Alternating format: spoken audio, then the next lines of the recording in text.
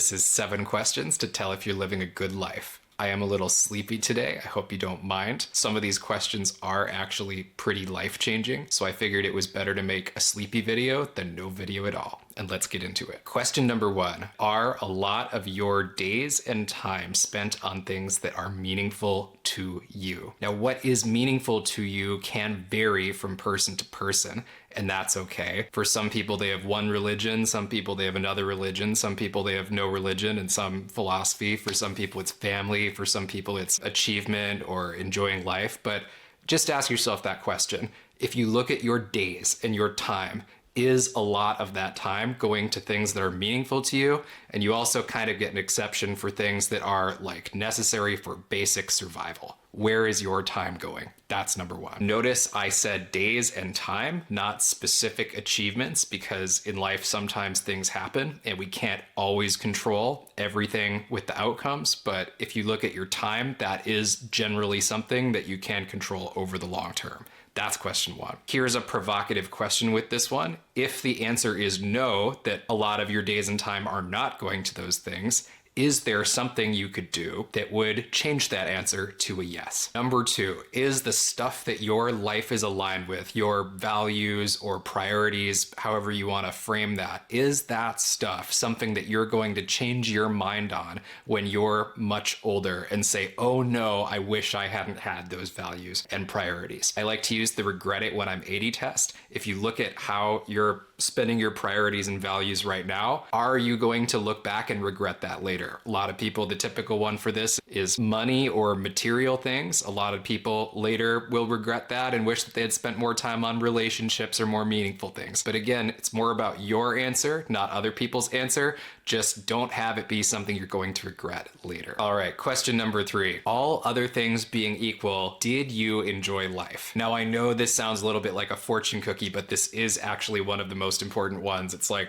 right at the top of the list. So let me explain a little bit. What I don't mean is that you should take all your life priorities and things that you care about and then take your own personal enjoyment and put it ahead of all of those other life priorities. That is not what I mean. And I think sometimes when people aren't enjoying themselves, that's like the fiction that they tell themselves is, well, I can't enjoy myself because I have to do this, or I can't enjoy myself because I have these other obligations. That's not what I mean. You know, take care of your priorities, right? Take care of the things or the people that matter to you. But what I do mean is there's a lot of situations in life, if we're real with ourselves, where you're going to experience that situation one way or another. It's going to happen, and you can either have fun with it and enjoy it and be present for it, or you can not have fun with it, or not enjoy it, or not be present for it. And so that's why it's all other things being equal, there actually are a lot of opportunities to enjoy life more. And when you talk to people who are in the later years in their life, what this will sound like if you didn't do it is someone saying, I wish I'd spent less time worrying, or I wish I'd spent less time thinking about other stuff when I was, at the beach with my family. All other things being equal, did you enjoy life? Provocative thinking question. If there is something that is blocking you from enjoying life, number 1, is that thing something that is actually high on your priorities list if you're literally letting it block you from enjoying life? Or is it not on your priorities list and maybe something you don't care that much about? Number 2, is it really that this thing is totally blocking you? There's no way you could enjoy life with this thing happening. Or is there maybe a different way that you could approach the situation or relate to the situation? Question number 4, were you actually you during your life? What does this mean? Were you actually yourself? Not just in your big life decisions, but also in how you acted in different interactions, in social interactions, in day-to-day habits and decisions. Were you actually yourself? Why this one is so important, it ties into all of the ones that we've mentioned so far.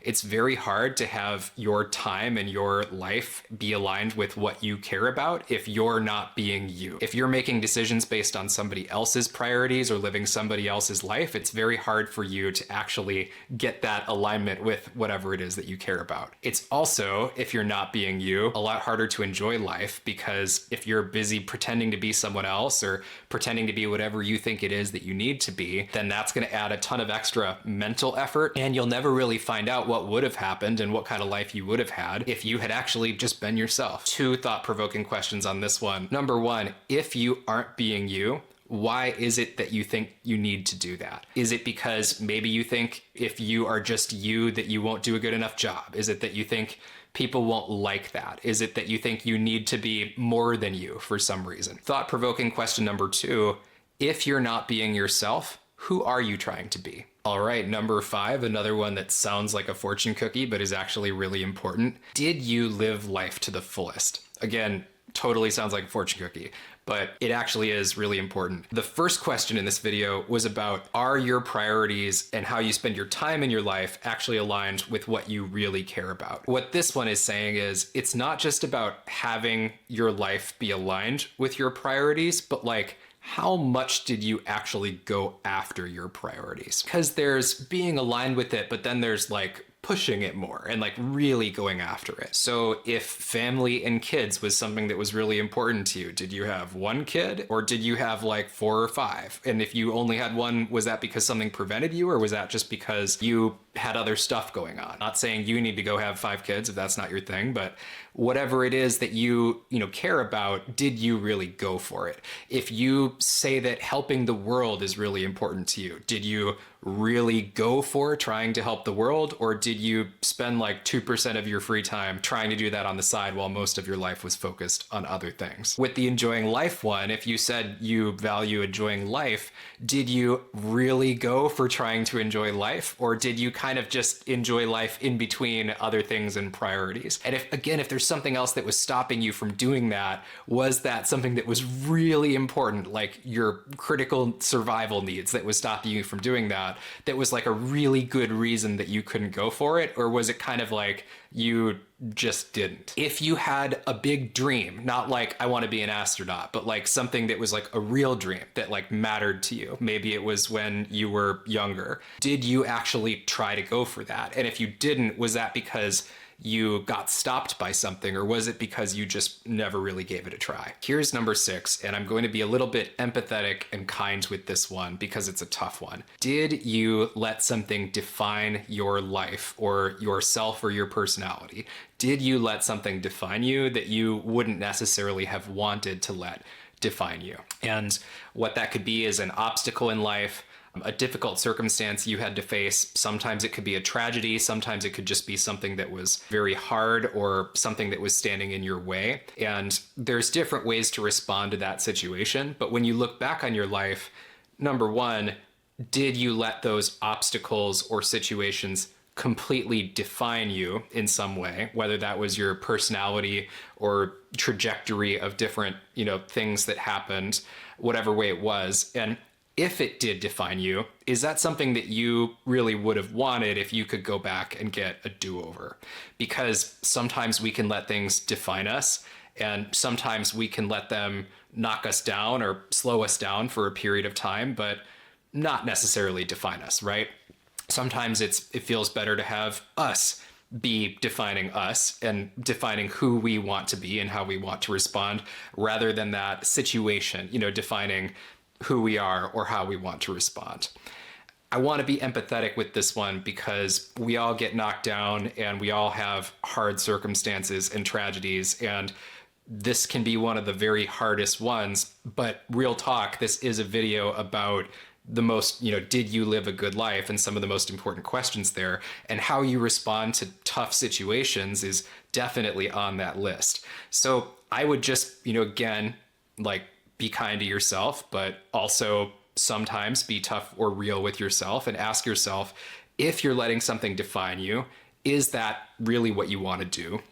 Or in the medium to long term, is there a different way that you want to respond to that situation? All right, question number 7, a little bit more of a fun one. And I will throw in a bonus question 8 or concept 8 to really help tie everything together at the end. Question number 7 is, regardless of what the actual outcomes were you sincerely trying to do the other things that are on this list? Were you sincerely trying regardless of what actually happened. And the reason this one is so important is that sometimes we just don't control all of the outcomes in life. Sometimes we try to have something happen and something else happens that totally changes the outcome. Sometimes the ocean comes in and washes away the sandcastle and we have to start rebuilding it with small things or with big things. Sometimes the direction we thought things were going to go is not the way that it's going to go. And it's more about when you look yourself in the mirror at the end of the day, were you sincerely trying or not? Only you can answer that question. And that brings us to this bonus question number 8, or concept number 8, which is that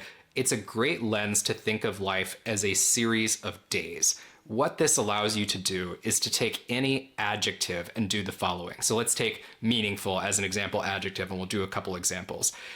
If you have lived a meaningful day each day of your life, then because life is a series of days, you have lived a meaningful life because each day was meaningful and your life is just made up of all of those days. And so add them all together, it's a meaningful life. You can do this with happy. You can do this with worried. You know, if you lived a worried or distracted or not present day each day, then you have lived a worried or distracted or not present life for your life because your life is composed of those days. You can do it with happy. If you have lived a happy day today, tomorrow, you know, each day, right? Then you have lived a happy life because life is composed of those days. So whatever you want those adjectives to be for you, just think about what that's like on a daily basis. One of the reasons this is so helpful is sometimes it's just more manageable to think about the next couple days or today. And my point is that can still get you there to your whole life because life is composed of those series of days. You don't necessarily have to go figure everything out and solve every problem right now. If you can, each time you get to the next day, you can figure that one out, then your life is composed of those days. You're going to be able to figure it out. I hope these questions helped you or were at least interesting to you. Please subscribe. It does actually help me. It does actually help the channel grow and YouTube figure out that it's supposed to show it to more people, and I appreciate it. Feel free to check out the rest of the channel for more cool stuff like this, and thanks for watching.